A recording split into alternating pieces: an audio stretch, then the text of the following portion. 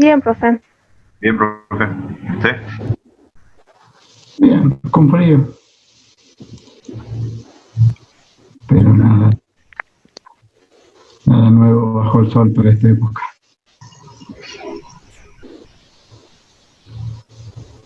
Bueno,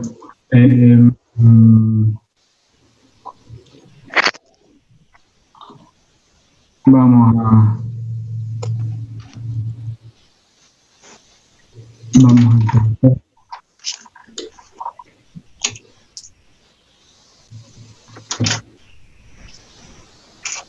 Si están viendo la presentación.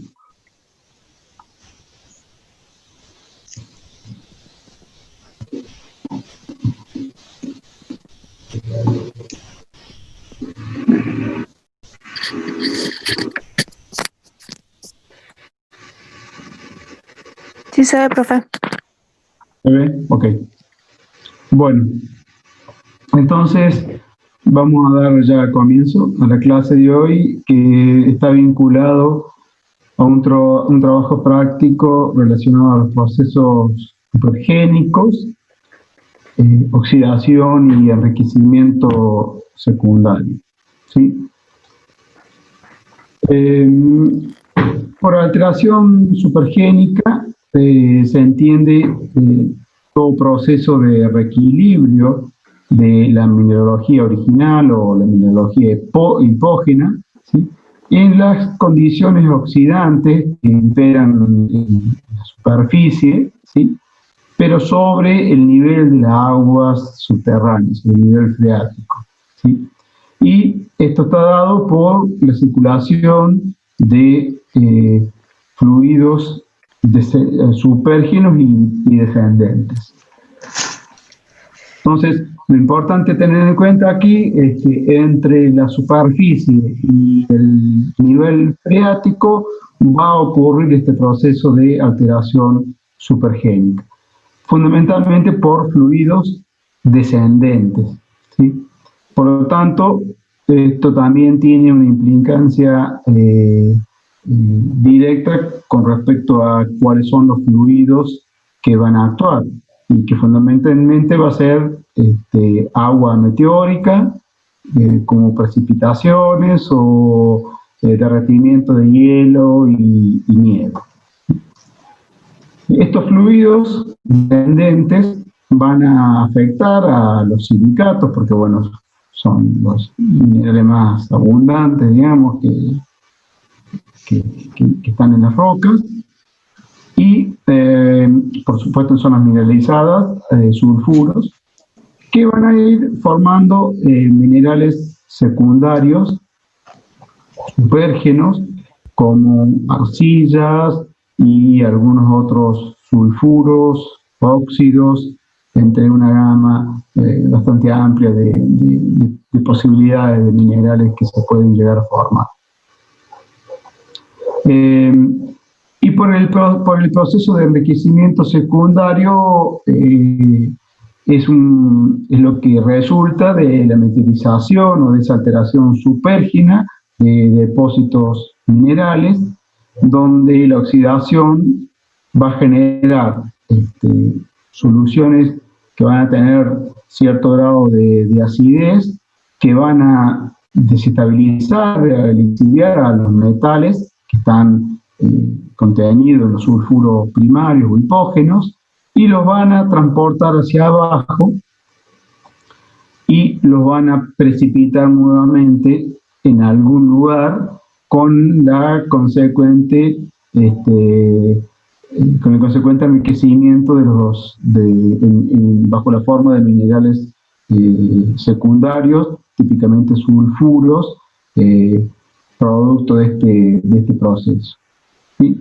Es un proceso muy importante, fundamentalmente en pórfiros cupríferos, y ya vamos a ver las razones. Entonces, yo necesito, en primera instancia, que un fluido penetre en la roca, interactúe con la roca, desestabilice a los minerales, se van a formar nuevos minerales también, como vamos viendo un poquito más adelante, iba a llegar un momento donde esas soluciones descendentes o esos fluidos descendentes van a precipitar a los elementos químicos, ahora bajo otras formas minerales, formando lo que se llama la zona de enriquecimiento secundario.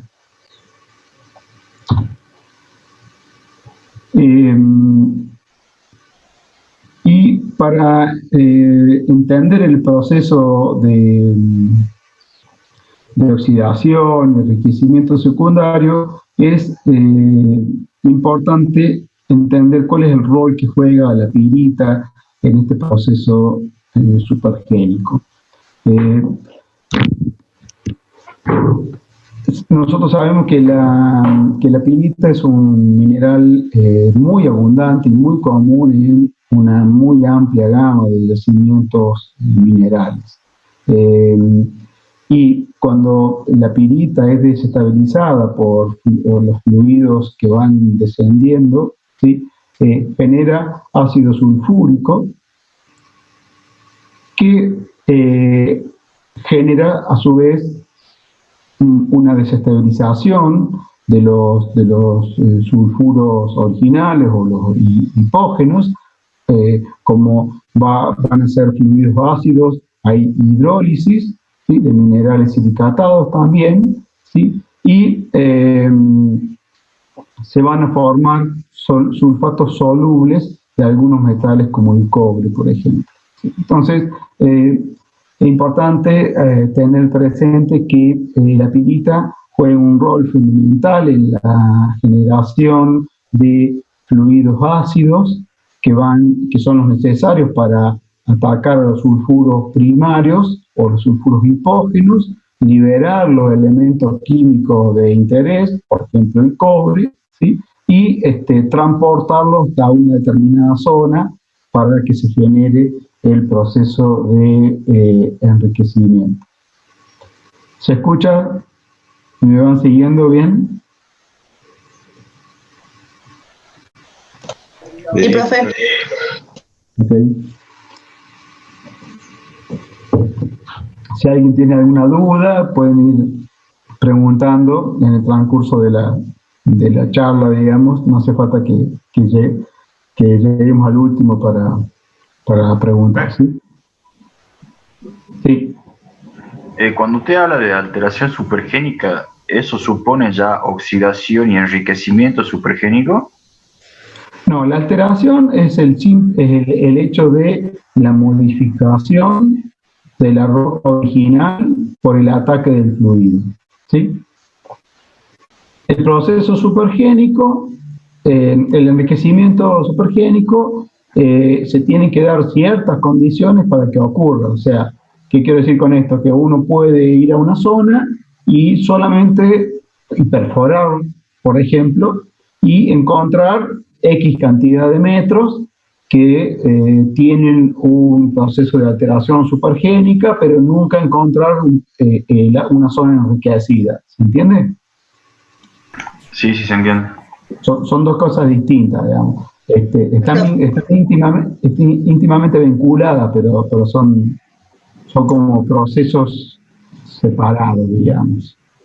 O sea que más o menos que la alteración supergénica sería como inicia con la oxidación. Exacto, que es lo que está ahora en esta diapositiva. ¿Sí? Bien. Nosotros sabemos, sí. ¿Y se da solamente por fluidos meteóricos? ¿Por eso se genera? Exactamente. Adelanto un poquito ahora, pero recuerdan que habíamos visto que teníamos 3 tipos de alteración argílica avanzada, ¿sí? Sí. Bueno, 2 estaba vinculado a fluidos ascendentes, pero había una tercer tipo de alteración argílica avanzada que es por fluidos descendentes, que tiene una característica un poquito distinta, digamos, a los otros 2 tipos de alteraciones. Entonces, aquí Si es un fluido descendente y no hay muchas chances que sea el agua de lluvia o el agua en forma de nieve o ya hielo que se derrita y por lo tanto comience a penetrar hacia su suelo. ¿Se entiende? Sí, profe. Entonces, para empezar a entender el proceso, como les dije, la pirita es un sulfuro muy común en una amplia gama de depósitos minerales, pero que es estable en condiciones anóxidas, o sea, sin oxígeno. Mientras la pirita no sea sometida a algún agente de oxidación, no hay ningún problema, la tipa permanece estable. Pero cuando se expone al aire o en condiciones oxidantes en la subsuperficie, pero sobre el nivel de las aguas freáticas, ¿sí? Esta se va a oxidar, como se llama, abióticamente, o sea, sin la intervención de algún agente biótico, según estas reacciones que vemos aquí abajo. ¿Sí? Entonces, por ejemplo, la pirita atacada, digamos, por oxígeno o con agua, se destruye y forma el azufre, se combina con el oxígeno, ¿sí? Para formar sulfatos. Se libera hierro, pero con su valencia 2+, y quedan hidrogenitos ahí dando vueltas, que son los que me van a dar la acidez de esa solución. ¿Se entiende? Pero, a su vez, el hierro 2+ no queda mucho tiempo en ese estado, sino que se oxida y pasa a hierro 3. Y este hierro 3, a su vez, como vemos en la tercera ecuación, es mucho más oxidante que el propio oxígeno o el agua, ¿sí? Y genera nuevamente la destrucción de pirita, ¿sí? Que quede dando vuelta por ahí, formando de nuevo sulfato, pero fíjense que la cantidad de hidrógeno libre ahora, 16, en este equilibrio, que es mucho mayor. Y hay una cantidad de, un potencial de hidrógeno ahí bastante bajo para esta solución y la posibilidad de a su vez atacar a otros minerales, silicatos comunes como plagioclasa, biotita, digamos, dejando de lado el cuarzo, ataca a todo lo que pase a todo lo que pueda afectar. ¿Se entiende? Esta, como por decirlo así, ¿no? Oxidación del hierro ocurre netamente en la zona de oxidación, digamos, el paso de hierro +2 a +3. Sí, esto ocurre, digamos, siempre, si uno hiciera un perfil, ocurre entre la superficie y el pelo del nivel freático, digamos, ¿sí? Del pelo de la capa freática, ¿sí? Toda esa es una zona donde voy a tener, por supuesto, además de agua, oxígeno, y todo eso va a generar que la pirita se comience a destruir, digamos, ya no va a ser estable, y comienzan todos estos procesos como están ejemplificados en las ecuaciones, en las reacciones, digo, que muestran claramente cómo la pirita se destruye, genera acidez y genera ahí ese anión sulfato que es súper importante para la formación de otras especies minerales secundarias, digamos, producto de este proceso supergénico. ¿Sí? ¿Está claro eso? Sí, profe, y de estos 3 elementos, pongámoslo en la primera reacción, más allá de que los 3 sean importantes, pero ¿cuál de los 3 incide principalmente en la destrucción de los minerales que están en la zona anóxica, digamos? Bueno, el oxígeno, ¿sí? El oxígeno atmosférico también penetra, digamos, en el subsuelo a partir de fracturas y grietas, etcétera, pero también tenemos agua, no agua en el sentido de que como si fuese un nivel freático donde toda la roca está llena de agua, pero hay cierta proporción o cierta cantidad de agua en una zona que está subsaturada en agua, pero existe el agua. Entonces, cualquiera de esos dos componentes son los iniciadores, digamos, del proceso de destrucción de los elementos químicos, de los minerales que van a suministrar los elementos químicos que van a ir en solución, ¿sí? Porque una cosa que también hay que tener en cuenta que vamos, digamos, yendo despacito y por parte, pero este es un proceso que es largo en el tiempo, porque nosotros no disponemos de agua permanentemente, o sea, no hay un suministro de agua desde la superficie que vaya penetrando hacia abajo de manera permanente. Nosotros sabemos que tenemos estaciones húmedas y estaciones secas, entonces este proceso va a ser muy largo en el tiempo, ¿sí? Y con el correr del tiempo podemos llegar a generar el proceso, la zona de enriquecimiento supérgeno. Pero esto es un proceso lento, digamos, ya vamos a ver las edades de la mineralización y las edades o los rangos de edades de mineralización y de los procesos supergénicos, y van a ver que hay diferencias importantes de tiempo y que el rango del proceso también es bastante largo. ¿Sí? ¿Se entiende? Sí, profe, gracias.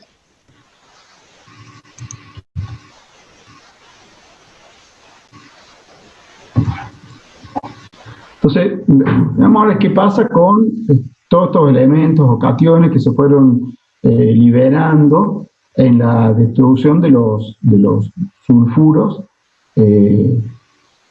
y que vamos a ver que cada uno tiene su comportamiento en función de sus propiedades físico-químicas, digamos.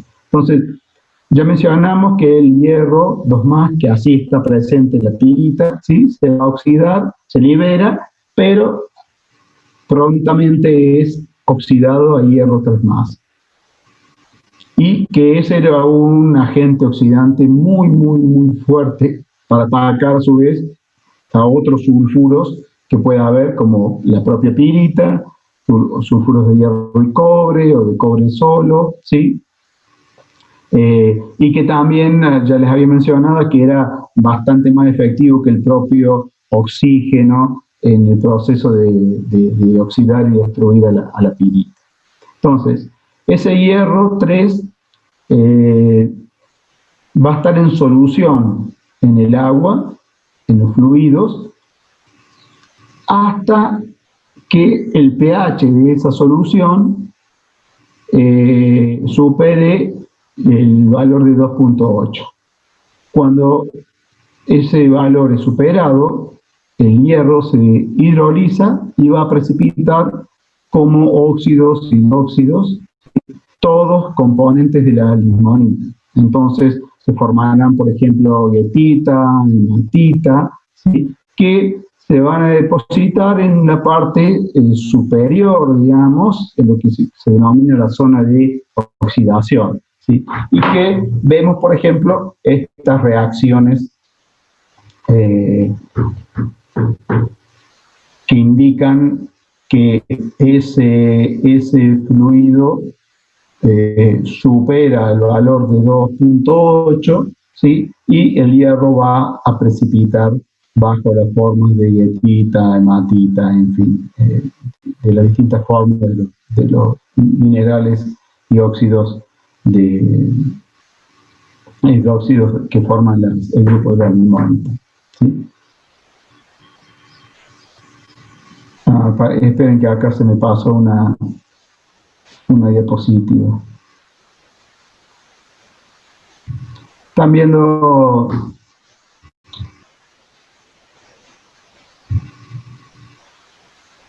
viendo ya la diapositiva que tiene 6 reacciones. Sí. Ok. Perdón, esa se me pasó por alto. Aquí vemos 6 reacciones, ¿sí?, que van a ir mostrando las primeras 2, la destrucción de pirita, ¿sí?, y la precipitación en forma de óxidos e hidróxidos de hierro, ¿sí? La tercera, por ejemplo, está desestabilizando a un sulfuro de hierro y cobre, ¿sí?, liberando. Lo importante aquí, fíjense, es que el hierro supera, la solución supera los 2.8 de pH y el hierro precipita como un hidróxido, pero miren lo interesante es que tengo cobre libre, ¿sí?, además de hidrógenos y sulfato. Tengo un sulfuro de plomo, perdón, ¿sí?, que en presencia de dióxido de carbono o de sulfatos voy a formar minerales secundarios, plomo, y de nuevo sigo teniendo lo que está en amarillo, ¿no es cierto?, sulfatos o hidrógenos o hierro en solución, ¿sí? Entonces, fíjense lo interesante de estas reacciones que están mostrando la desestabilización de pirita, calcopirita, galena, por ejemplo, y la posibilidad, dependiendo del pH, ya para el hierro vimos que cuando el valor del pH supera los 2.8 precipita. Pero el cobre, por ejemplo, sigue en solución. Y el plomo,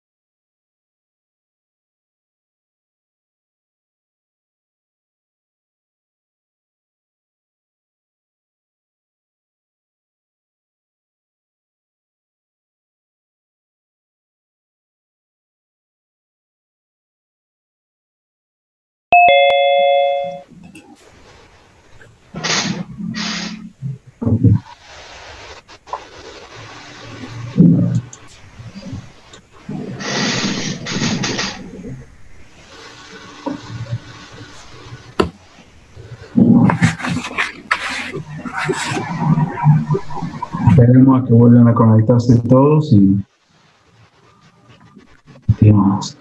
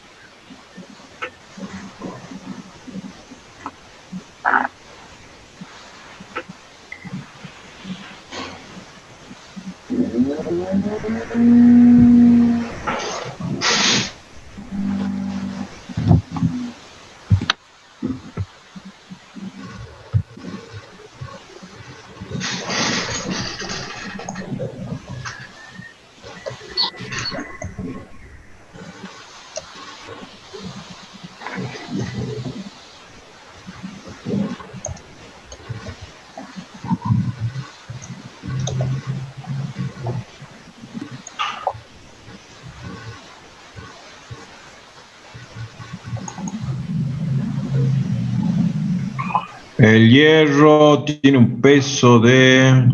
Conchas más, ¿dónde está la lupa?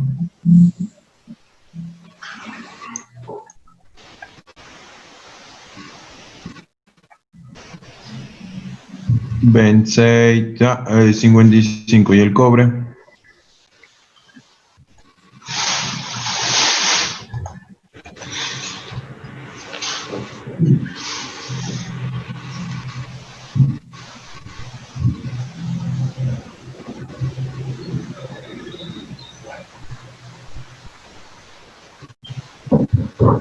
Bueno, ¿me están escuchando?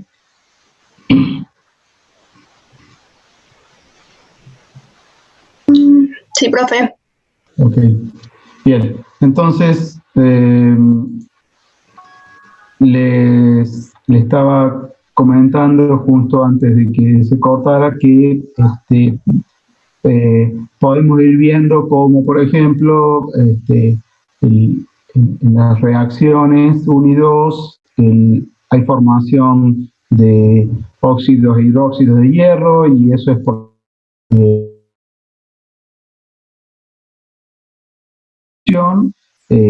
viaja en un medio ácido, pero apenas sube un poco el pH, se precipita.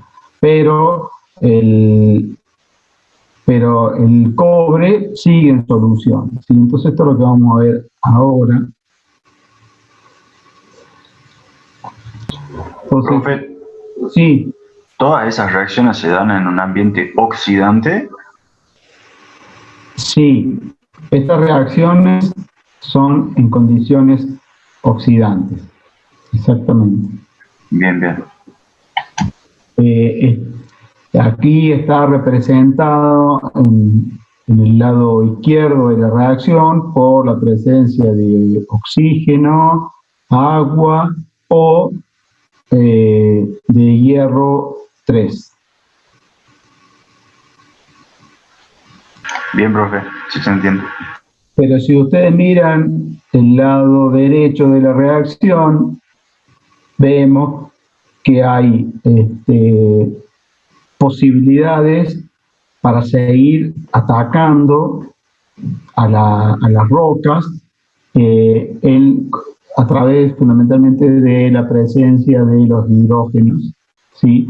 O del hierro 2+ en las últimas 2 reacciones, donde, y además del hidrógeno, que este va a oxidar y los hidrógenos le van a dar acidez, ¿sí? Siempre esto teniendo en cuenta que estamos entre la superficie y la parte superior del nivel freático.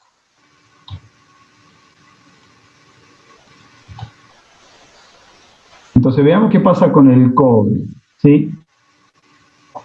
El cobre, la reacción 3, ¿no es cierto? Esa calcopirita se destruye y queda el cobre en solución, ¿sí? Puede viajar en solución más o menos hasta un pH de 5.5. ¿Sí? Cuando se supera eso, ya ese valor, el cobre ya va a precipitar, ¿sí? Entonces, ¿cuál es la importancia de que el cobre siga en solución con pHs que no son tan ácidos? Va a permitir que ese elemento químico siga bajando en solución en las aguas, en los fluidos que lo transportan, que fundamentalmente es agua, ¿no es cierto?, hasta que llegue al nivel freático. Y ahí vamos a ver después qué pasa. Entonces, si esa solución baja transportando el cobre, cuando llegue a una condición reductora, que típicamente es el nivel freático, pero podría ser que se encuentre con alguna roca que genere una reacción de reducción, se van a producir una serie de reacciones que van a dar lugar, ¿no es cierto?, a la formación ya de lo que son sulfuros secundarios de cobre, como el calcocina y la cobalina, que son los típicos minerales secundarios de la zona de enriquecimiento secundario en cobre, ¿sí? Como ya lo había mencionado hace un ratito, estos procesos no es un único evento, ¿sí? Sino que son muy discontinuos, porque van a depender fundamentalmente de la disponibilidad de agua, fundamentalmente a partir de precipitaciones, ya sea líquida o sólida, pero finalmente disponibilidad de agua que llegue a superficie y que esta a su vez penetre. Y como sabemos, hay periodos de húmedos y periodos secos, por lo tanto, no es un proceso que durante todo el año está actuando. Eso es importante para entender de que esto necesita mucho tiempo de condiciones que van a actuar, digamos, o para que este proceso ocurra. Entonces, desde la superficie hasta el nivel freático, esos elementos químicos que están siendo transportados en algún momento pueden ir precipitando antes del nivel freático, o sea, en la zona de oxidación, para unirse con otros aniones como cloro, cloruro, carbonatos, hidróxidos, que van a generar minerales secundarios, pero que son bastante inestables. Entonces, como yo le dije que este proceso requiere tiempo y son como sucesivos pulsos o oleadas vinculadas, ¿no es cierto?, a época de seca y a época de húmeda, estos son, como le decía, oleadas que el agua penetra, interactúa, oxida, se forma, precipita un mineral en forma de carbonato, de cloruro, de hidróxido, pero normalmente son especies químicas que no son muy estables. Una sucesiva oleada que venga más potente, por ejemplo, puede volver a destruir a estos minerales secundarios y removilizarlos hacia removilizar los elementos químicos, ¿no es cierto?, hacia zonas más profundas, que es lo que cualquier minero quiere, que se desarrolle una zona de enriquecimiento supergénico, ¿sí? Entonces, esto es importante tenerlo en cuenta porque desde el punto de vista prospectivo yo puedo encontrar una serie de minerales secundarios de cobre, por ejemplo, que en sí mismos no son importantes desde el punto de vista económico, pero desde el punto de vista prospectivo son importantes porque me pueden indicar de que probablemente más abajo yo tenga una zona con sulfuros secundarios como calcosina y cobalina, y eso sí ya tiene un grado de importancia económico mayor. ¿Qué pasa con el plomo, por ejemplo? El plomo es poco soluble, ¿sí? Y no va a tener mucha movilidad como lo tiene el hierro o más aún como lo tiene el cobre. Entonces, inmediatamente va a formar minerales secundarios como, por ejemplo, andesita o cerucita, que están puesto ahí en las reacciones 4 y 5 que veíamos, ¿sí? El zinc, por ejemplo, es muy soluble y es muy lixiviado, o sea, no forma sulfuros secundarios ni óxidos secundarios, salvo algunas condiciones muy específicas, pero no vamos a encontrar enriquecimientos con zinc. Y después otros elementos químicos importantes como plata y oro,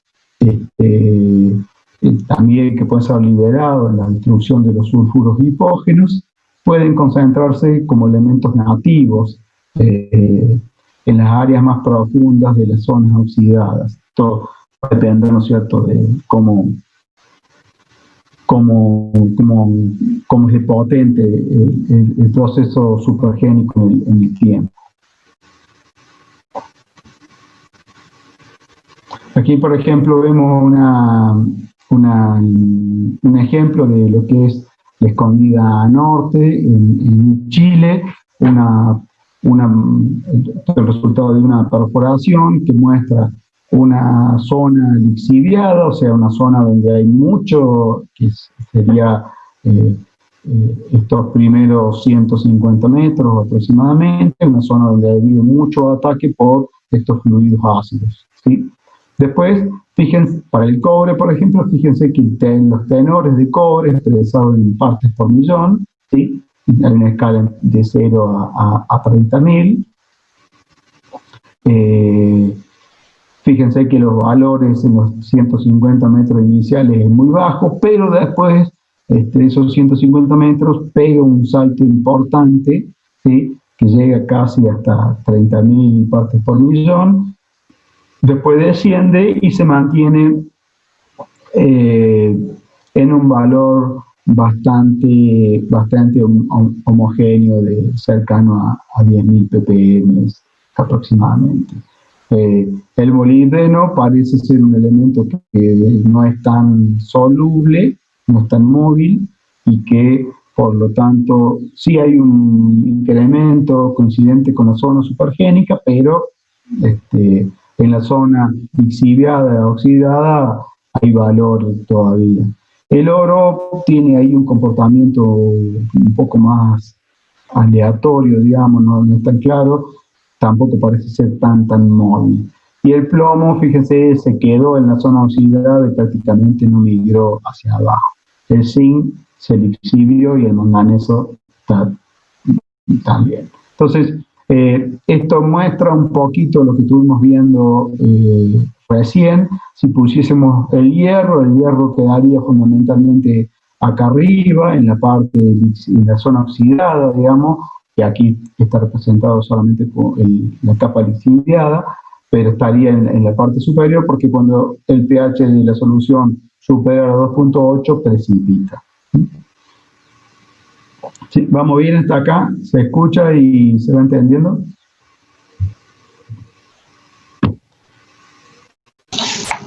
Sí, profe.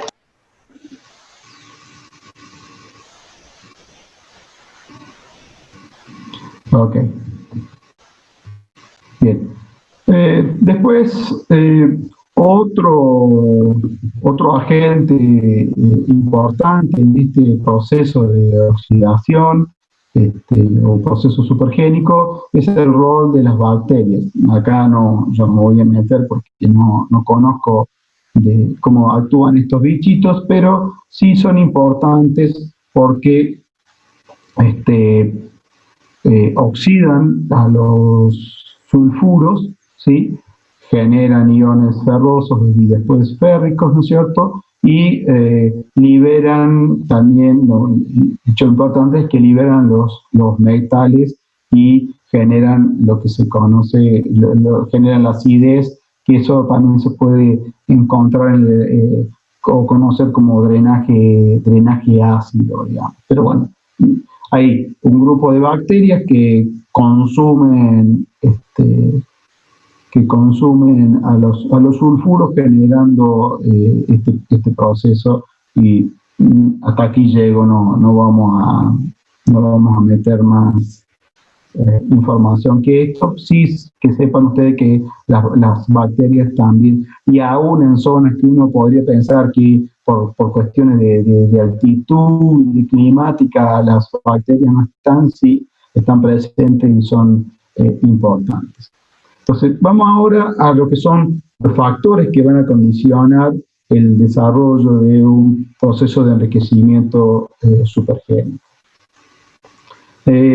Enumerados estos serían la geometría de la mineralización, o sea, cómo se presenta la mineralización tridimensionalmente, las estructuras tectónicas, la mineralogía de la mina, la mineralogía de la alteración hidrotermal, están los agentes orgánicos como las bacterias, que son un factor también importante, los eventos tectónicos, clima y el tiempo. Estos factores están enumerados, lo vamos a ver por separado, pero son todos factores que están interrelacionados, que juegan al mismo tiempo, digamos. Entonces vamos a ver ahora cada uno de estos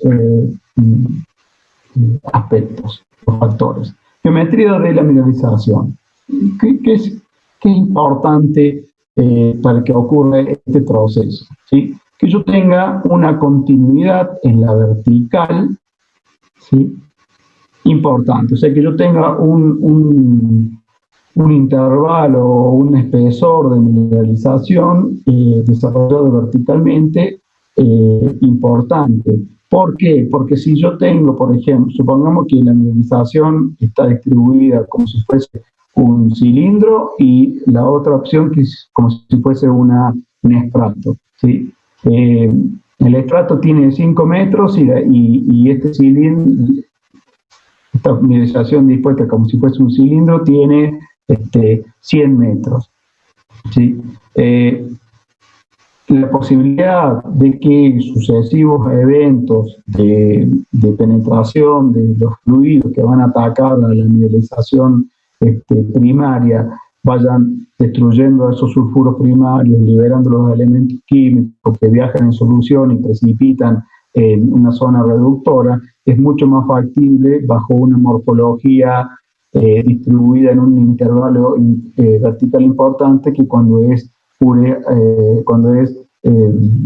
está dispuesta de manera horizontal, ¿sí? Entonces, primer cuestión, que haya un intervalo vertical importante en la distribución de la mineralización. Por ejemplo, los pórfiros, las diatremas, como se ve aquí a la izquierda, en fin, cualquier morfología de la mineralización, pero que tenga una distribución importante en la vertical.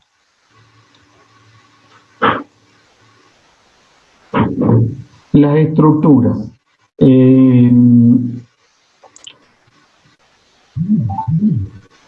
Las estructuras son importantes, ya sea, cuando digo estructura no me refiero pura y exclusivamente a fallas, sino también a diaclasas, en fin, cualquier tipo de estructura, cualquier orden de estructura que me permita que los fluidos supérgenos penetren, o sea, el agua de lluvia o la nieve o el hielo que se derrite, penetre, ¿sí? En la roca y, bueno, comiencen todos los procesos que estuvimos viendo y a su vez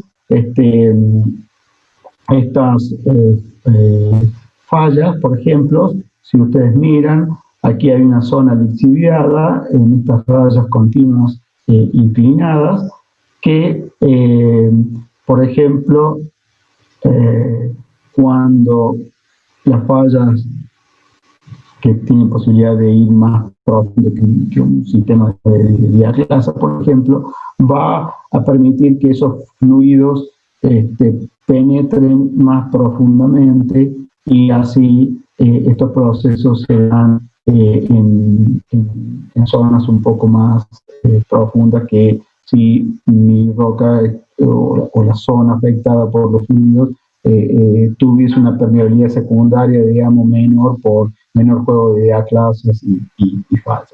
Entonces, la estructura es importante para permitir el desarrollo de una permeabilidad secundaria que facilite el ingreso del fluido supergénico.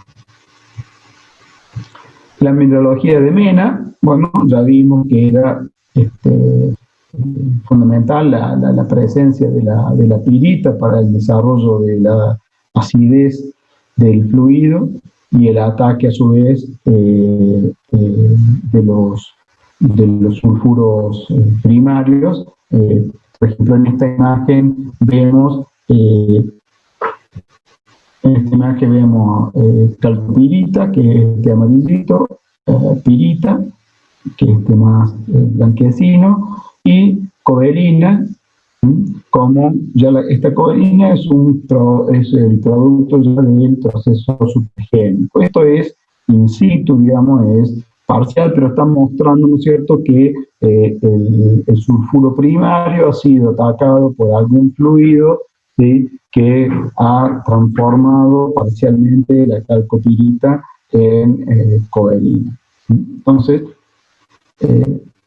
la calcopirita, por ejemplo, es el mineral esencial para que se libere el cobre y termine precipitando en una zona reductora, como puede ser el nivel freático, y generar así la zona de enriquecimiento.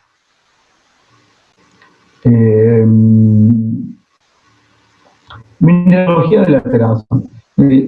Ya hemos visto que tenemos distintos tipos de alteración hidrotermal, por ejemplo, la vinculada a los sistemas porfíricos tenemos la sódico-cálcica, la potásica, la trotilítica, ¿sí? Y si nosotros tenemos que un fluido supergénico va descendiendo y va atacando a un sistema porfírico, por ejemplo, tenemos que tener en cuenta que este tipo de alteraciones generadas en condiciones de pH neutro van a tener capacidad de neutralizar la acidez de las soluciones supergénicas que van descendiendo. Entonces se consume el hidrógeno por reacciones de hidrólisis y el fluido descendente va perdiendo la capacidad de lixiviar a otros minerales, ¿sí? Por el contrario, si el fluido hidrotermal va circulando por alteraciones generadas en acidez, como la alteración fílica o salicítica o alteraciones argílicas, ¿sí? Sobre todo la argílica avanzada, como los minerales que se forman en estas alteraciones se forman ya en condiciones de acidez, un fluido ácido no tiene gran capacidad para destruir esos minerales, por lo tanto el fluido que va descendiendo no se neutraliza y tiene posibilidad de seguir bajando y atacando a los minerales que va encontrando en su trayectoria de acuerdo a las reacciones que vimos anteriormente y la posibilidad de transportar elementos químicos hacia las partes más profundas, o sea, hasta alcanzar el nivel freático y generar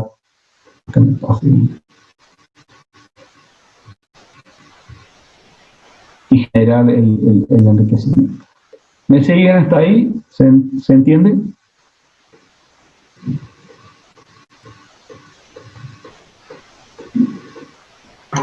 Sí, profesor, sí, se entiende. Ok. Bueno. Otro de los factores que vimos son los eventos tectónicos, ¿sí? Nosotros sabemos que la mayor parte de los depósitos minerales se forman en zonas orogénicas y también vemos que muchos depósitos supergénicos están formados en zonas orogénicas. Entonces, esto implica de que pueda haber movimientos de bloques a escala de una región importante y, por lo tanto, la superficie del terreno también va a ir variando. Y si nosotros tenemos, por ejemplo, que hay un movimiento de bloques por una falla importante a escala de la región, nosotros sabemos que cuando ese bloque asciende, el nivel freático va a descender, ¿sí? Y por lo tanto, recuerden que para nosotros es importante el nivel freático porque constituye un lugar donde se va a haber mezcla de los fluidos supergénicos que vienen cargados con elementos químicos de interés, ¿sí? En condiciones de cierta acidez, pero el nivel freático va a estar en un pH cercano al neutro, y ahí en la mezcla de esos dos fluidos voy a tener la posibilidad de la precipitación de los minerales de interés económico.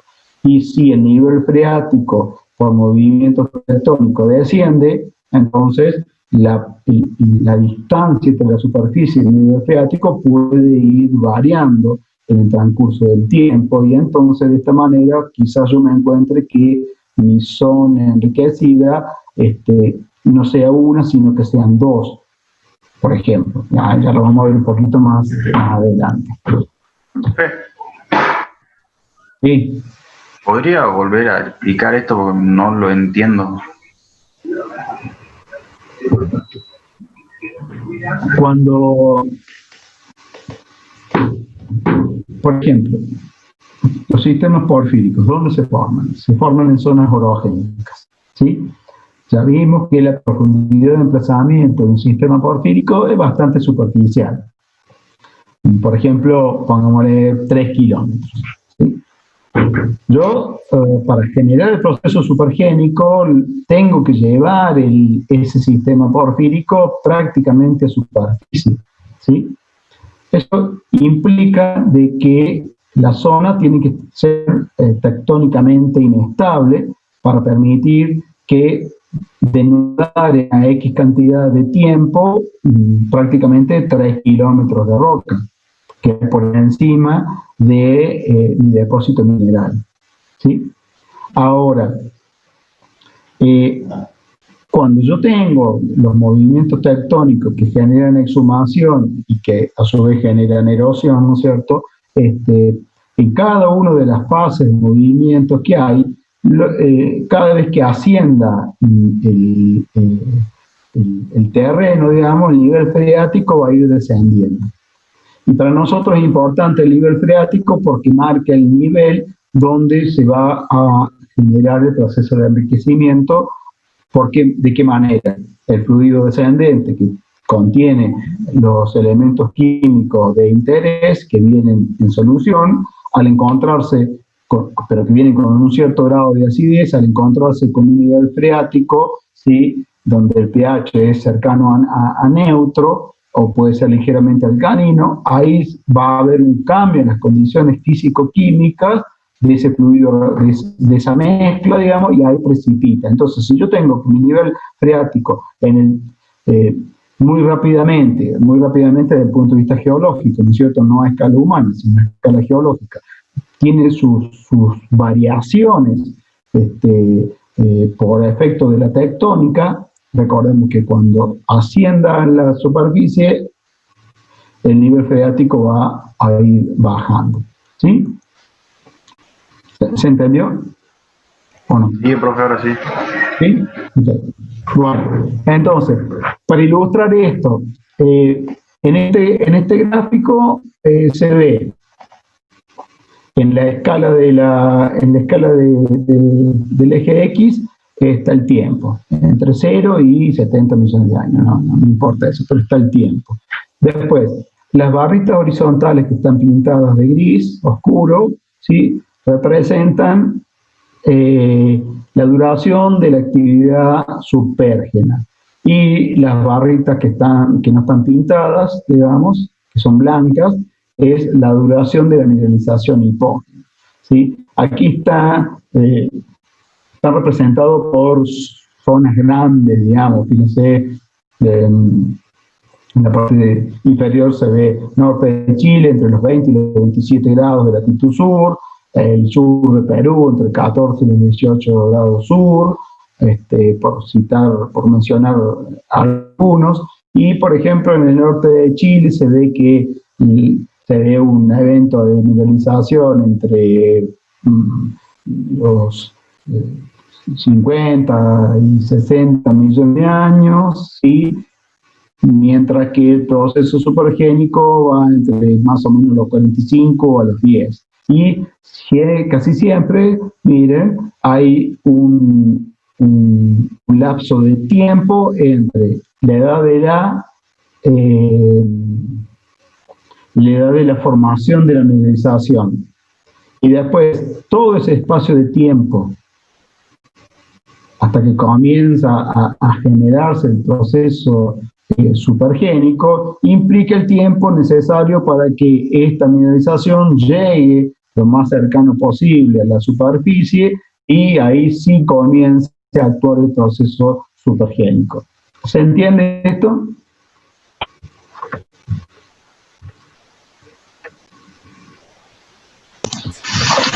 Sí, profe.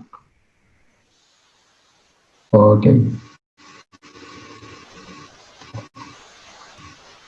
Esto, por supuesto, esas diferencias de tiempo, o si miramos la base de cada inicio del proceso supergénico y el tope del fin de la inmunización, ese espacio de tiempo que queda ahí como muerto, digamos, implica el proceso de levantamiento, exhumación y hasta que inicia el proceso de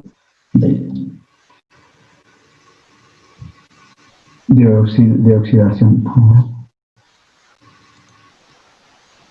No entendí, profe, cómo es que se construye este gráfico. Ajá. ¿Cómo se construye el gráfico? Pregunta. Datando. Datando,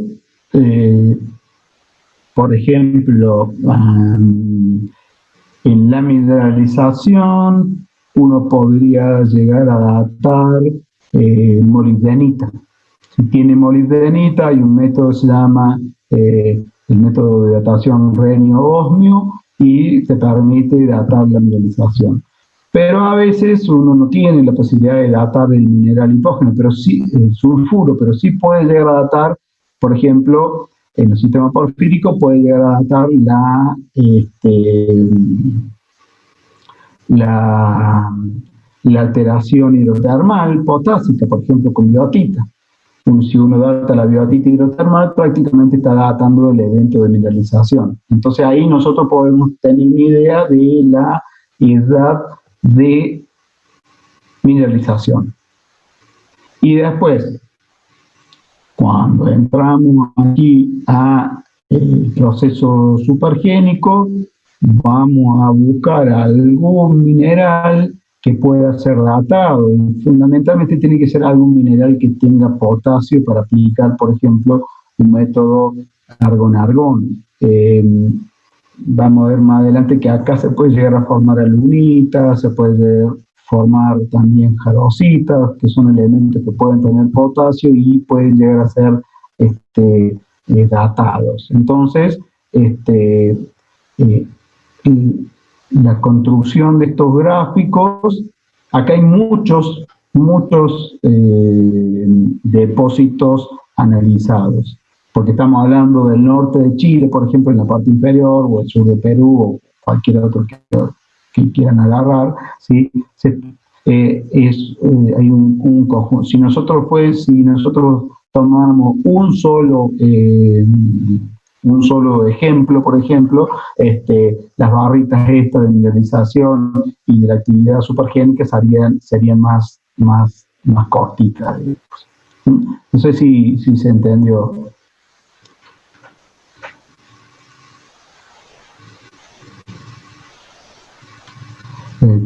Y sería una herramienta para estudiar el tectónico, por supuesto, porque de una u otra manera estás viendo el tiempo necesario que transcurrió desde la formación de la mineralización hasta el proceso supergénico. Y existen otras formas de estudiar, por ejemplo, cuál ha sido la profundidad de emplazamiento. Entonces uno puede decir, bueno, yo sé por estudios de inclusiones fluidas que mi yacimiento se formó, por ejemplo, a 3 kilómetros de profundidad, o a lo mejor tenés otra forma estratigráfica, por estratigrafía, de definir cuál fue la profundidad de emplazamiento.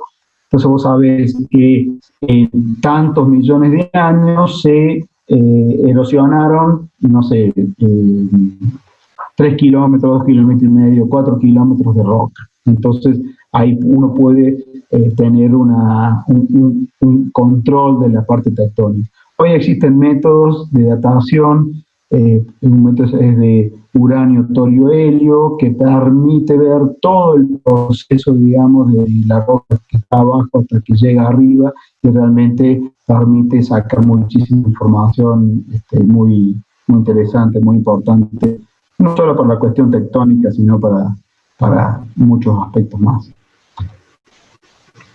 ¿Sí? ¿Quedó claro?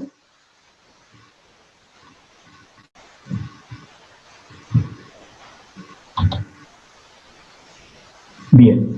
El clima es otro factor importante porque de las cuestiones climáticas va a depender el suministro de agua. Pero bueno, hablar del clima de algunos millones de años atrás no es tan sencillo. Nosotros podemos intuir la cuestión climática, pero medirla, digamos, medir la influencia, no hay ningún método que lo permita. Por ejemplo, no es para nada sencillo ver si el descenso del nivel freático fue causado por cuestiones tectónicas o que tiene relación con la disminución de las precipitaciones, o si hay una combinación de ambos, tectónica con precipitación. Entonces, pero lo que nosotros sí tenemos que entender es que el clima tiene una influencia a través del suministro de agua para este proceso. ¿Sí? Bien. Bueno, en un minuto más se nos vuelve a cortar. Vamos a empezar. Zonas de oxidación y enriquecimiento. Ahí estamos viendo un perfil de un ejemplo, ¿sí? Real, con las distintas zonas que se han encontrado, por supuesto, a partir de estudios de superficie y de perforaciones. Entonces, típicamente lo que se encuentra es una zona de lisiviación, o leachate capping que se llama, zona de oxidación, la zona de enriquecimiento y la zona hipógena. ¿Sí? Ahí en la imagen se puede ver cada una de estas zonas. Por ejemplo,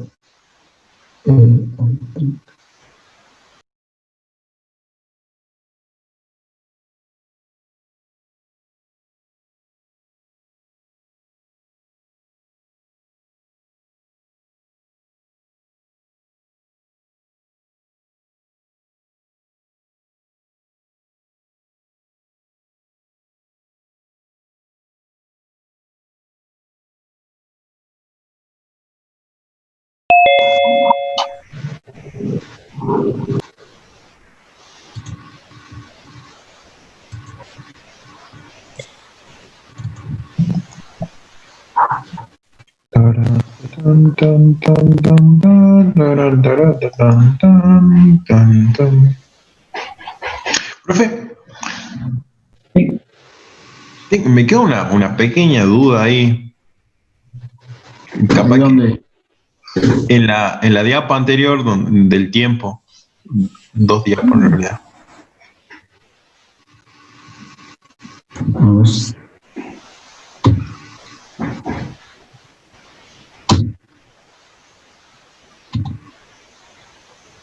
Sí. Vio, bueno, que ahí tiene, a ver, ahí que no se me carga todavía. De los cuadritos, de los cuadritos que son, cuadritos, rectángulo, que no están rellenados, dice duración de la mineralización hipogénica. Claro, yo entiendo eso, entiendo perfectamente que se puede medir, digamos, pero la duración de la actividad supergénica, ¿cómo lo podemos medir a eso? Bueno, de nuevo, es a través de la datación, ¿sí? Esto no se construye de otra manera que datando, ¿sí? O sea, tiene que tener la suerte de encontrar minerales que tengan los componentes químicos adecuados para para poder datar ese evento de alteración supergénica, que formó un determinado mineral que, como te digo, tiene la capacidad de suministrar elementos químicos que permitan aplicar un método de datación. Entonces, no hay otra forma de construir esa barra. Ojo, esa barra tiene información de muchos yacimientos, por eso es una barra. Si lo mirara a escala de un solo yacimiento, ahí no tendríamos barritas, sino tendríamos probablemente cuadraditos, digamos, o sea, puntos específicos. La mineralización ocurrió, suponete, a los 40 millones de años y el proceso supergénico ocurrió a los 35, ¿sí? El tema de las barritas aquí puede que engañe un poco porque o genere confusión porque aquí hay muchos yacimientos, o sea, entre los 20 y los 27 grados de latitud sur, para el norte de Chile, agarras una cantidad de yacimientos enormes, muchos. Y esta zona del norte de Chile, muchos de los yacimientos que se explotan fundamentalmente por sus zonas enriquecidas, como Chuquicamata, como La Escondida, ¿sí? No sé si se entiende. Entonces, si pudiésemos desglosar, digamos, las barritas en cada uno de los yacimientos y con la edad de la mineralización y la edad del proceso supergénico, cada uno sería un puntito, aportaría un puntito, aportarían 2 o 3 puntitos, digamos, y nada más. ¿Queda claro? Sí, totalmente. Ahora sí, profe, claro, yo digo, ¿cómo se hace el estudio, digamos, para No, el por eso te yacimiento, digo. toda la barra, digamos? Claro, ahí me quedaba una pequeña... Pero, No. o sea, la Claro, barra anterior, la duración de la mineralización hipogénica, sí, ese está de... Hasta ese puede ser un solo yacimiento, pienso yo, el tiempo que dura. Bueno, no tanto, digamos, porque mucho tiempo, pero bueno, es un poquito más largo. No, porque vos fíjate, cualquiera de las barritas que ves de la duración de la mineralización hipógena es muy amplia. Así, la del norte de Chile, fíjate, tiene más de 10, como 15 millones de años. O mira la del suroeste de Norteamérica, tiene básicamente son 20 millones de años, pero la duración de la actividad hipógena son como 40 millones de años, más o menos. Entonces, eso no ocurre a escala de un yacimiento, ¿sí? Acá estamos hablando de escalas muy grandes de todo punto de vista, de tiempo y también de espacio, digamos, de geografía, ¿sí? Estamos con sectores muy amplios dentro de un orógeno, 20, 27 grados de latitud sur, son kilómetros y kilómetros y kilómetros donde hay una manifestación importante de yacimientos. ¿Sí? ¿Se entendió ahora? De 10, profe, gracias. Ok. Clima, lo hemos visto. Bueno, entonces, en todo este conjunto de procesos, nosotros podemos llegar a encontrar, aunque no siempre, ¿sí? Pero bueno, esto es lo que ocurre si uno pudiera tener todo el conjunto: una zona lixiviada, la zona oxidada, la zona de enriquecimiento y la zona hipógena, ¿sí? Esto se dice muy fácil, se entiende muy lindo en un grafiquito, pero cuando estás en el campo la cosa no es tan sencilla, ¿sí? Tiene sus complicaciones. Por ejemplo, en este depósito, fíjense, ¿qué le llama la atención de esto? Analicen el depósito y me cuentan.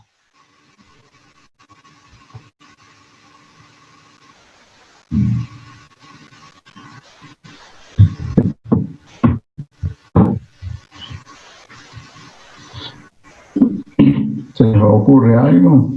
¿O algo que llame la atención? Los dos niveles de calcosía. Exacto, ahí hay algo raro, ¿no? Hay dos niveles. Incluso, bueno, hay uno que es el más gordo, digamos, que está en la parte inferior. Pero hay uno allá arriba que está un poco continuado, digamos. Se ven como dos sectores, uno más grande y otro un poquito más pequeñito, ¿sí? Pero ¿por qué hay dos niveles de...? ¿Por qué habría ¿Tiene dos que ver con la niveles? porosidad de la roca?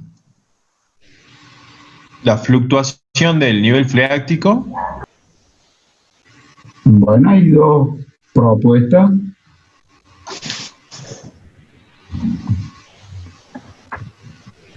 ¿Alguna otra?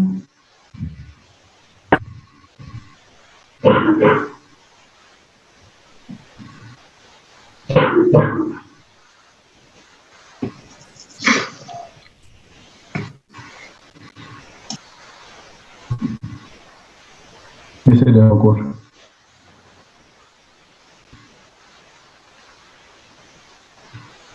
Bueno, hablo de porosidad. ¿Es una cuestión necesaria? Sí, hace falta la porosidad y permeabilidad, sobre todo de la roca, para que los fluidos desciendan.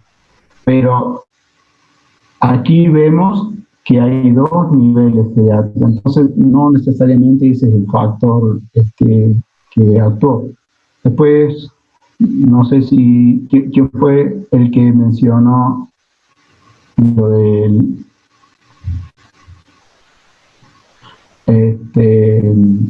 no sé quién mencionó las fluctuaciones del nivel freático. Y hay una pregunta también sobre los tiempos.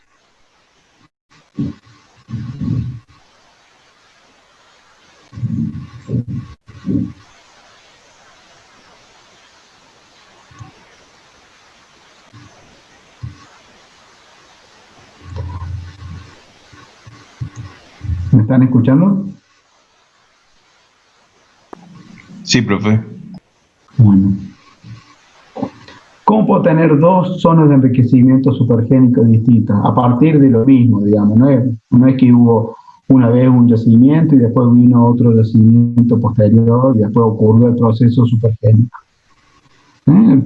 Si ven la parte inferior del gráfico, la zona hipógena es la misma para todos. No hay dos zonas hipógenas distintas. La zona hipógena es la misma. Pero tengo una zona enriquecida, grande, y después arriba, en un sector, vuelvo a tener una zona, una zona supergénica grande, o de enriquecimiento supergénico, y después otra más pequeñita discontinua, donde hay uno, dos, y por acá hay otro cuartito más pequeño. La pequeñita esa de arriba está envuelta en lo que es hematita y bueno, no se me activa, que es lo que está ahí abajo.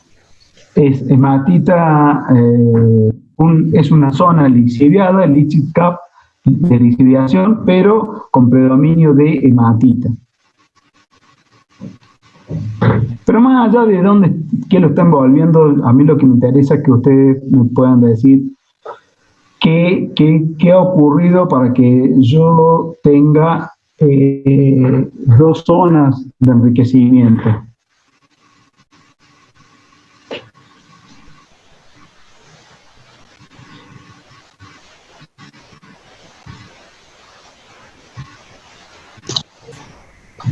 Y puede ser que, como decía usted, haya descendido el nivel freático y haya generado otra zona. Exacto. ¿Sí? La primera zona de enriquecimiento que ocurrió es la superior, ¿sí? Pero después el nivel freático descendió y parte de ese primer zona de enriquecimiento supergénico se preserva, pero parte de eso fue consumida por fluidos ácidos que volvieron a atacar a la zona enriquecida, porque esta zona enriquecida quedó, digamos, ahora entre la superficie y el nivel freático. ¿Se entiende? Entonces parte de esa zona fue lixiviada, otra sobrevivió, pero parte quedó lixiviada, y todo eso se removilizó y se depositó en el nivel de enriquecimiento más profundo y el más potente que se ve ahí abajo. ¿Está claro? Sí, profe. Lo que sí se ve clarito también, a ver que hay una pregunta.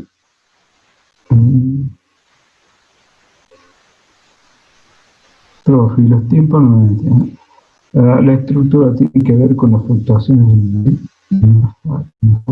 bueno, ahí sí hay una falla ahí que probablemente esté generando algún tipo de influencia, pero no parece ser algo importante.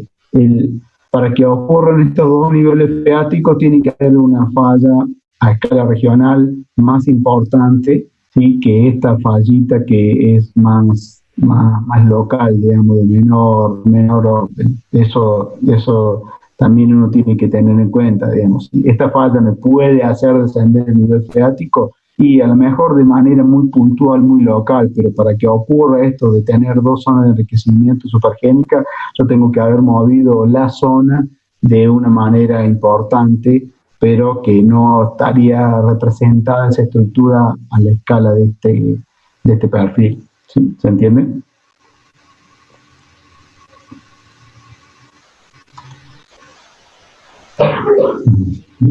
¿Sí? Entonces, independientemente de la complejidad que tiene un ejemplo real, digamos, ante el modelo teórico que se plantea siempre, lo importante, ¿no es cierto?, es ver cómo aquí la presencia de dos zonas de enriquecimiento me está mostrando claramente la influencia tectónica y cómo ha ido variando en el tiempo la zona, el nivel freático. Pero también podríamos llegar a echarle la culpa, digamos, a la presencia de alguna zona de enriquecimiento, a la presencia de alguna litología que me genere una reacción, o sea, una reducción de las condiciones, unos cambios del pH en los fluidos, y que por ese control litológico yo genere esto. ¿Sí? Podría ser una alternativa, digamos. Pero bueno, la alternativa más posible para estos eventos son los movimientos tectónicos. Entonces, volviendo al objetivo de esta diapositiva, o a otro objetivo de esta diapositiva, es ver la distribución, ¿sí? Con zonas lixiviadas, zona oxidada, zona enriquecida y zona hipógena. Cada ejemplo va a ir variando.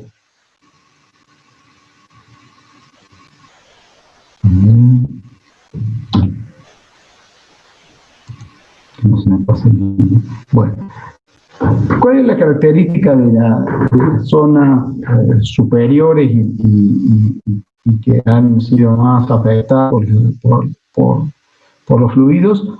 Que se denomina capa lixiviada o el leak capping en inglés, ¿sí? Se va a caracterizar por presencia de minerales del grupo de la limonita, como etita, hematita, lepidocrosita, jarosita, ¿sí? También puede haber presencia de alunita supérgena aquí.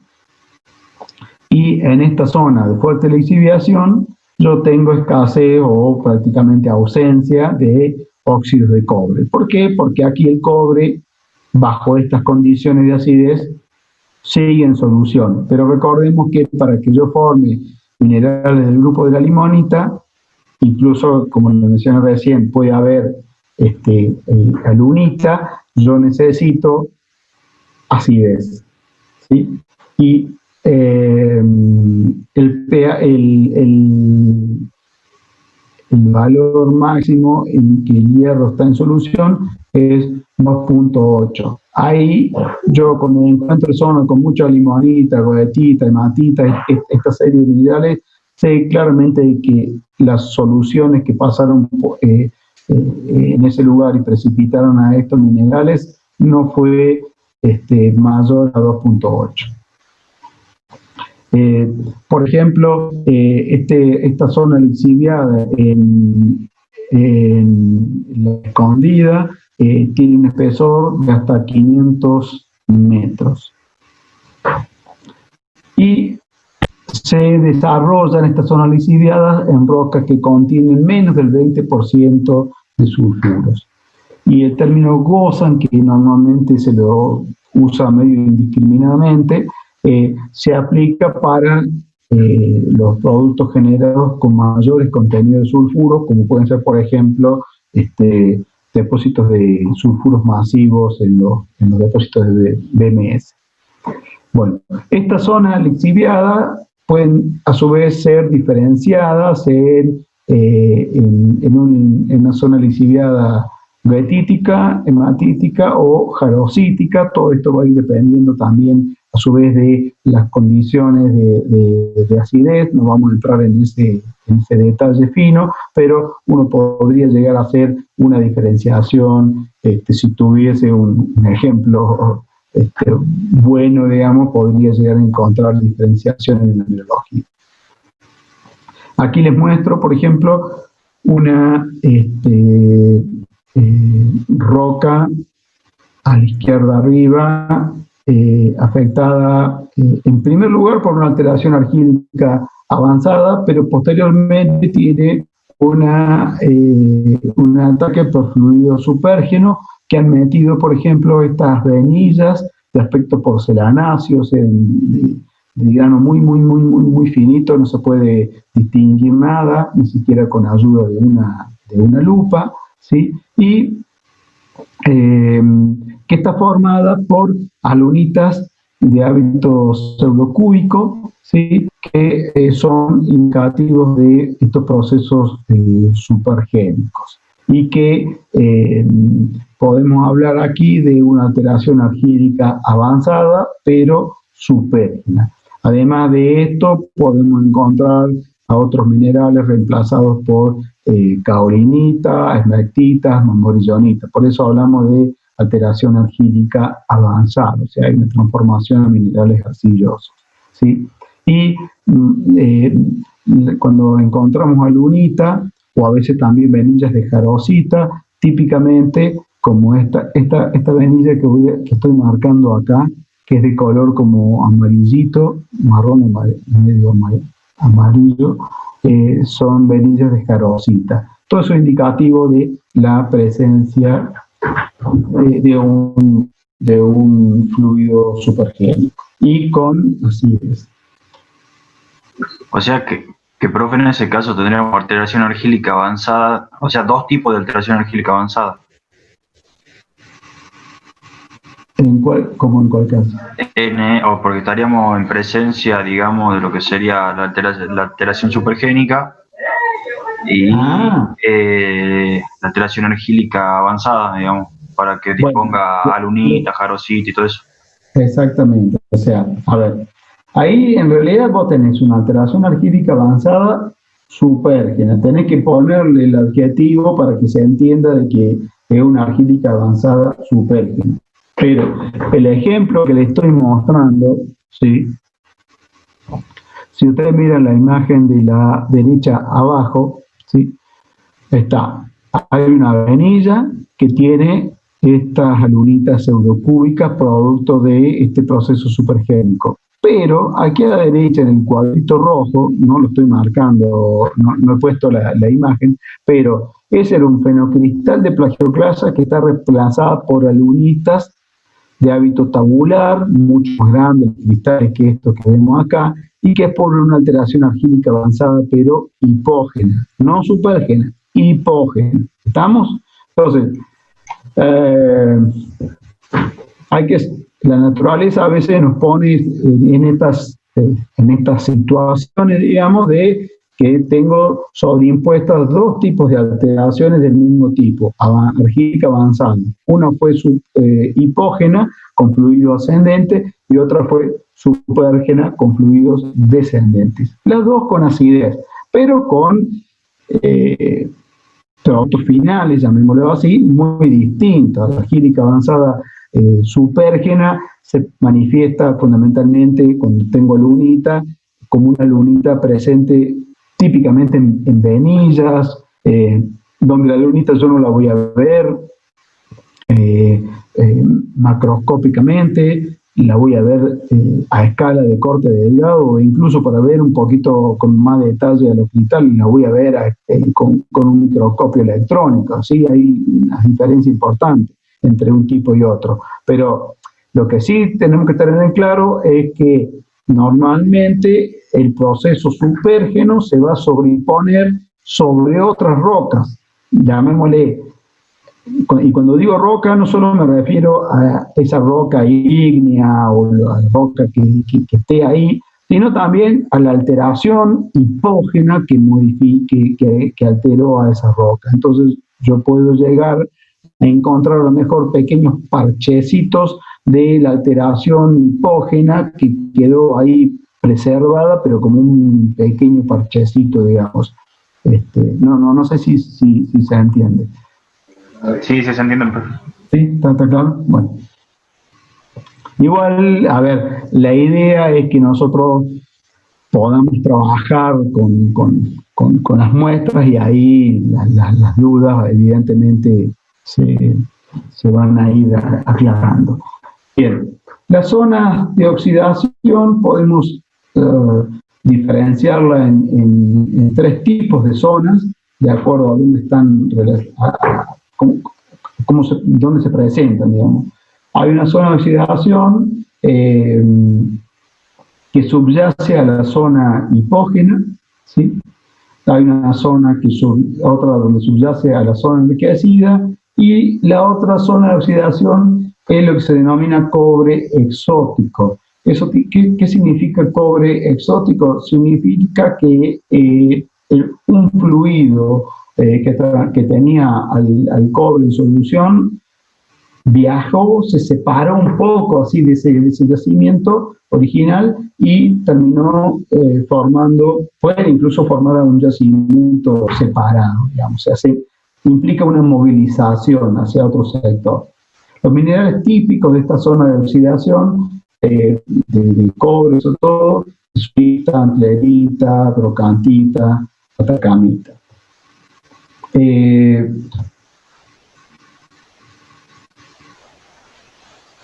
Aquí, por ejemplo, también otro ejemplo donde tomemos la zona de interés, que es la zona enriquecida. En el color gris es la parte de mayor concentración, digamos, de minerales de sulfuros secundarios, con estas rayitas inclinadas hacia la derecha, digamos, también forma parte de la zona enriquecida, pero más débil, y hacia abajo la zona hipógena. Pero hacia arriba, fíjense, con las rayitas inclinadas hacia la izquierda, tenemos la zona lixiviada, pero miren que la zona oxidada está ahí como presente en pequeños parchecitos, ¿sí? Entonces, esto muestra, digamos, la complejidad que puede llegar a tener cuando estoy yo en el campo para definir dónde están presentes cada una de las zonas. Todo esto va a tener que ver con el tipo de alteración que está siendo afectada por los fluidos supérgenos, la proporción que había de pirita y sulfuros de cobre, en fin. Todo eso va a controlar cómo va a ser la distribución y los espesores, ¿no es cierto?, y la magnitud que tienen estas zonas oxidadas, así como las lixiviadas y las supérgenas.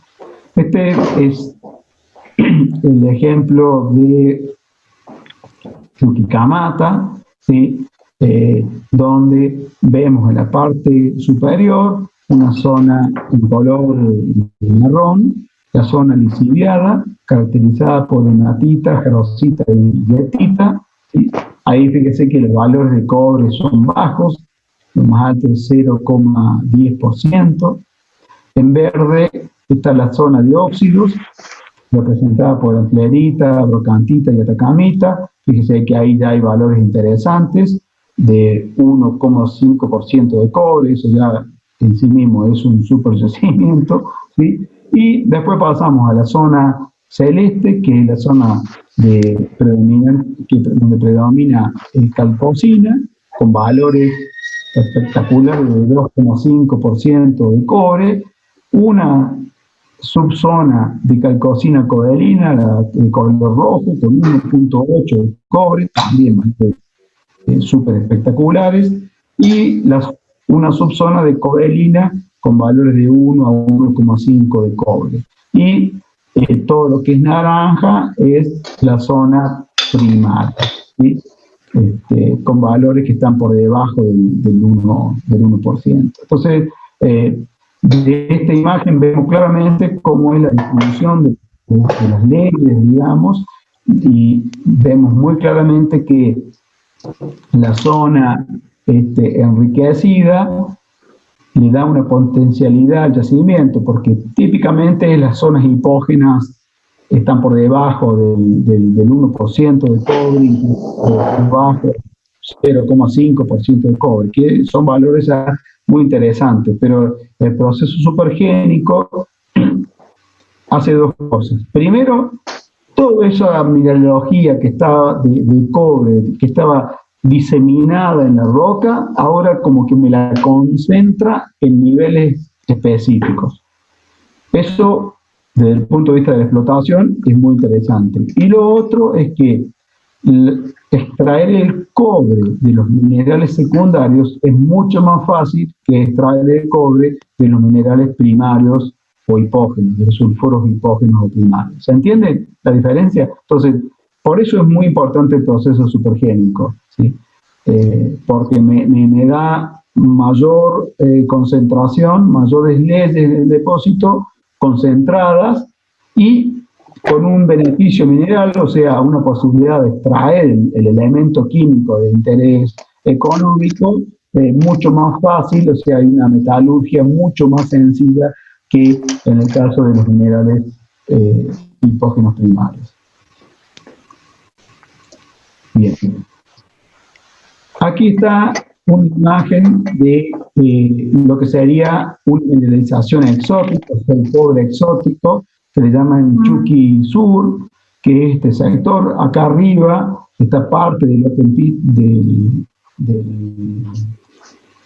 de Chuquicamata, pero como es una zona con mucha abundancia de gravas o zonas muy permeables, ¿sí? Los fluidos supergénicos encontraron en lo que es la falla oeste un canal de circulación para poder fluir y escaparse una cierta distancia, no mucho por supuesto, y mineralizar a una serie de gravas, de rocas con mucha porosidad y permeabilidad, y generar un yacimiento que es lo que se conoce como Chuqui Sur, ¿sí? Entonces, esa es representaría como una zona de oxidación, pero que se separó del yacimiento.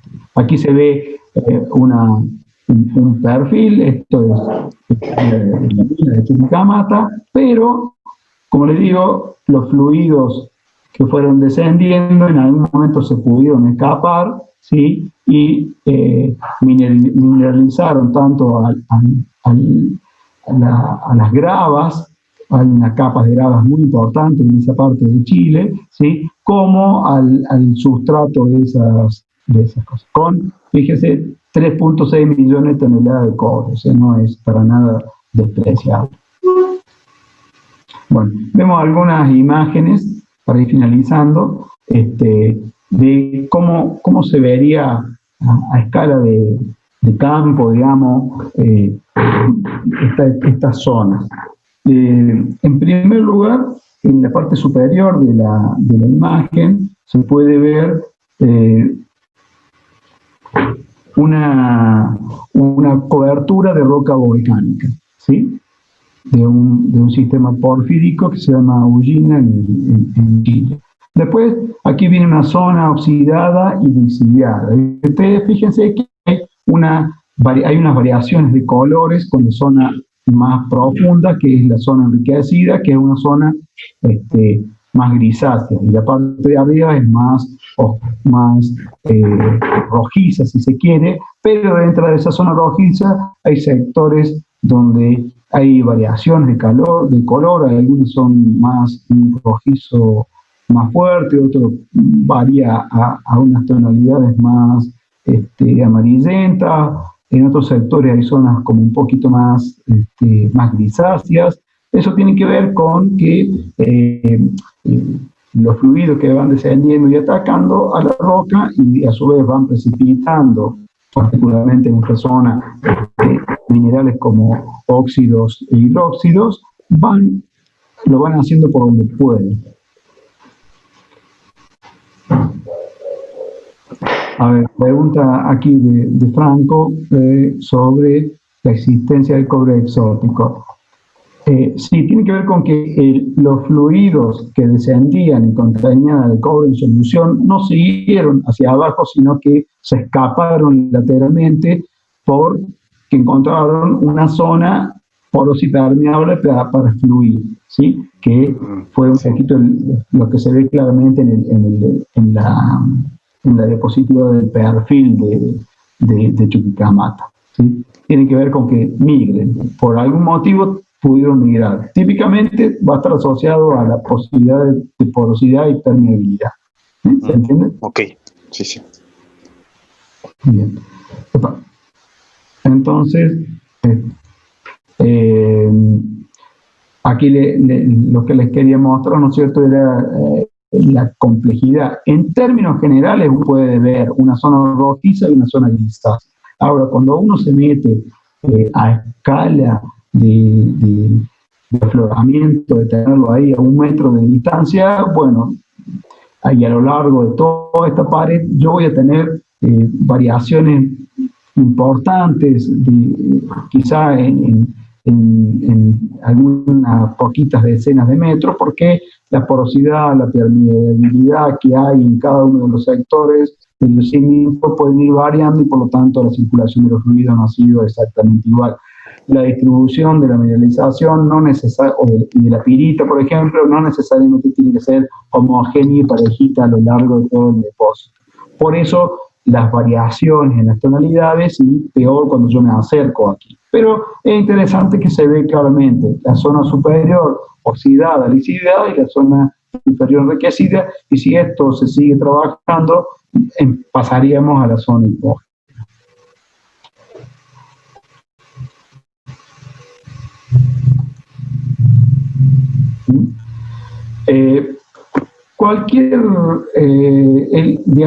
Vimos ejemplos de pórfido, pero no necesariamente tenemos que restringirnos a pórfido. Betas, sistema betiforme, este es un sistema betiforme de baja sulfuración, si tiene sulfuros y tiene mucha pirita, por lo tanto va a también ser susceptible de ser modificada. Entonces, el aspecto en superficie son como pequeños afloramientos oxidados que se ven en superficie, ¿sí? Aquí vemos algunas brechas donde claramente hay una presencia de minerales del grupo de las limonitas como bietita, hematita, en este caso en particular también hay caolinita, diquita, que tuvieron este yacimiento, encontraron también nacrita, plumojarosita, plumonacrita, o sea, una serie de minerales, pero que son indicativos muy fuertemente de un proceso de oxidación supergénica. Ahora, en profundidad, la beta, como tiene mucho sulfuro, que es pirita, calcopirita, arsenopirita, en profundidad se tocó la zona no afectada por oxidación, ahí vemos la zona primaria, que fue la que alimentó, digamos, la superficie, alimentó, digamos, a este proceso supergénico. Y lo que vemos aquí, ya para finalizar, es zonas que están muy fuertemente oxidadas, son súper rojizas y tienen que ver con, gozan en sulfuros masivos. Esto es la fase pilítica de estos químicos.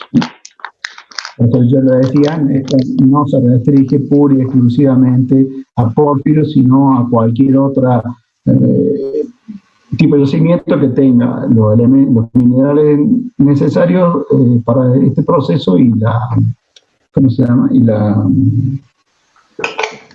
la distribución en la vertical. Bueno, con esto entonces terminamos la clase de los procesos de oxidación y enriquecimiento supergénico. Se va a cortar en 2 minutos, pero quería comentarle que mañana habíamos quedado en el horario de consulta para mañana a las 10. Yo lamentablemente me había olvidado que tengo un turno al médico ya agendado hace mucho, pero con esta cuestión del encierro se me había olvidado por completo y ya es complicado cambiarlo para mí. Entonces les propongo que sea el próximo lunes, ¿puede ser?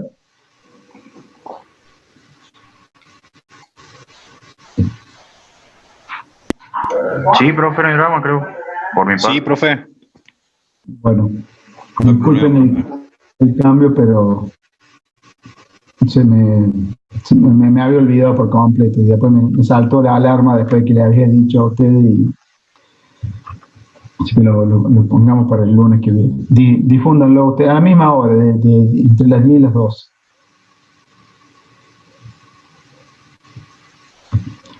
Bueno, se va a cortar en cualquier momento, así que empecemos con dudas, preguntas, consultas y bueno, nos volvemos a conectar.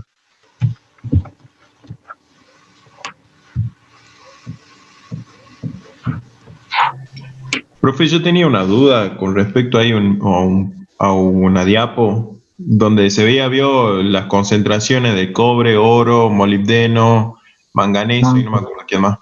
Sí. Ahí en el oro no varía, digamos. Yo lo entiendo porque, o sea, que no varíe, porque bueno, el oro, como sabemos, no resiste a todo, menos al agua regia, resiste a todo, digamos, prácticamente. Exacto. Pero el oro como no está en estado nativo, me imagino, está dentro de un mineral.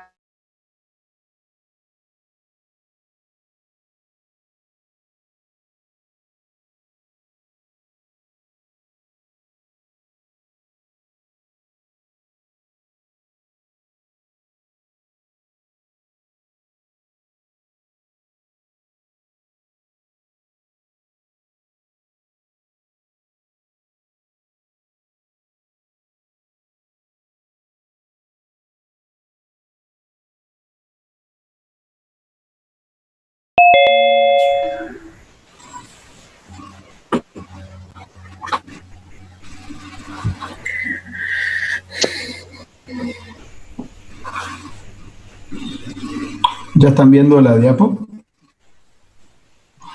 Sí, profe. Sí, ya cuando, bueno, espero que sea, que realmente podamos, pero cuando volvamos, la idea es tratar en las clases, además de mirar las muestras, tratar de complementar para cada uno de los tipos de yacimientos que vamos a poder trabajar, es ver cómo se presenta la mineralización. El oro, por ejemplo, en los pórfiros, normalmente se presenta como partículas muy, muy pequeñitas, en el orden de las micras, digamos, y por ahí típicamente asociado a veces a calcopirita o a bornita, siempre es muy pequeñito, digamos, no es tan fácil mirarlo. Entonces, y como bien dijiste, no, el oro yo no lo movilizo así nomás, no lo puedo atacar con cualquier fluido, por más ácido que sea. Por eso la distribución del oro en el caso de Escondida básicamente no me está mostrando que los fluidos supergénicos, como sí lo muestra claramente por el cobre, afectaron al oro, ¿sí? Entonces, tiene que ver con las características del oro de ser prácticamente insoluble en todo. De 10, profe. Ahora sí ya tenías esa duda, hermano. Gracias. Perfecto.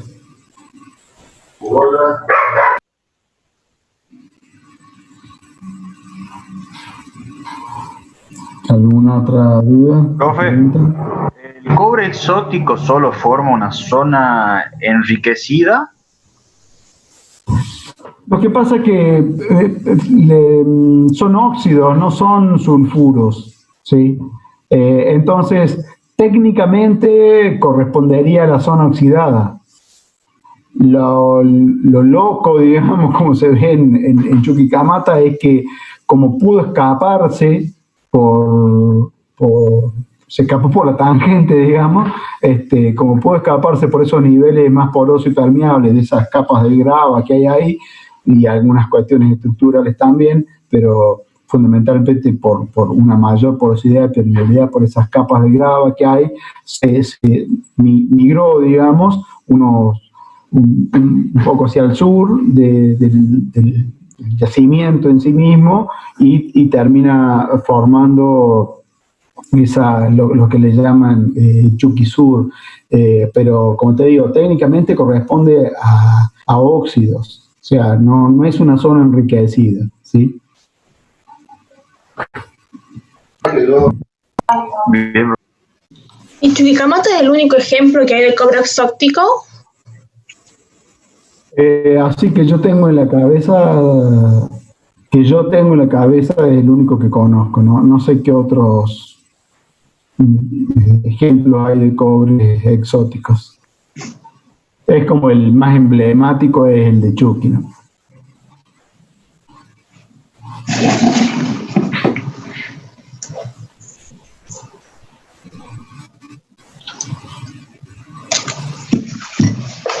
Y para que se genere esto tiene que ver sí o sí zonas muy enriquecidas en cobre alrededor para que se genere el cobre exótico.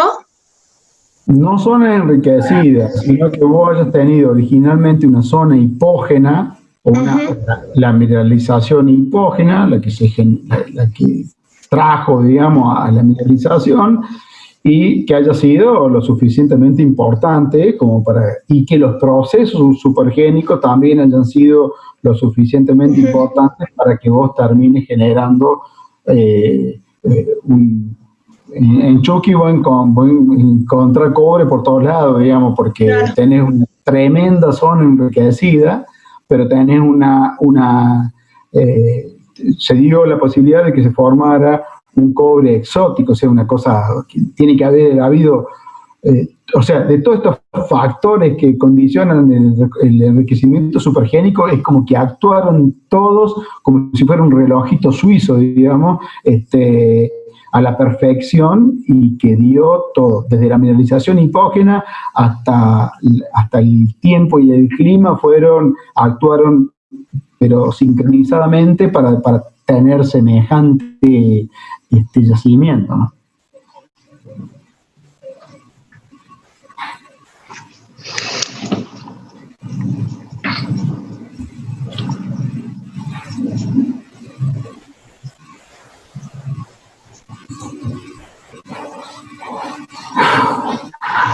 Bueno, perdimos una que se fue a cocinar. Profe, ¿a qué se deben las variaciones del nivel freático? ¿Solo a las cuestiones climáticas y de tectónica? Y sí, son los dos grandes condicionantes para que el nivel freático varíe. la conjunción, para que varíe, no sé, las precipitaciones incrementen sensiblemente o disminuyan sensiblemente. Y si le atribuye a la cuestión tectónica, necesitas un movimiento importante en el tiempo, pero no a nuestra escala humana, ¿no es cierto?, sino a escala geológica, puede haber movimientos lo suficientemente importantes y rápidos para que el nivel freático descienda. Pero son los dos grandes controles. Entonces, podría quedarme como conclusión de que por parte del clima, si aumentan las precipitaciones, el nivel freático aumenta, por un lado. Si te queda quieto la zona tectónicamente, Claro. sí, te podría aumentar. Y ahora, si tectónicamente el cuerpo asciende, esto me conlleva a un descenso del nivel freático. ¿Así sería? Correcto. Exactamente. Gracias, profe, ahora sí.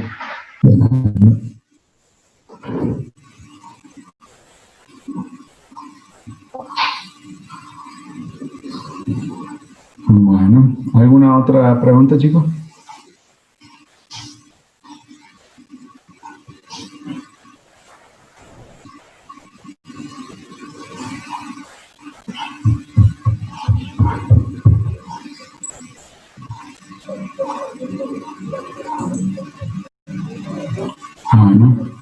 Bueno, entonces, por favor le avisan al resto que mañana no puedo y que la pasamos al lunes. Yo igual voy a mandar un mail ahora con esta presentación y comentándole lo de del cambio de la red de consulta.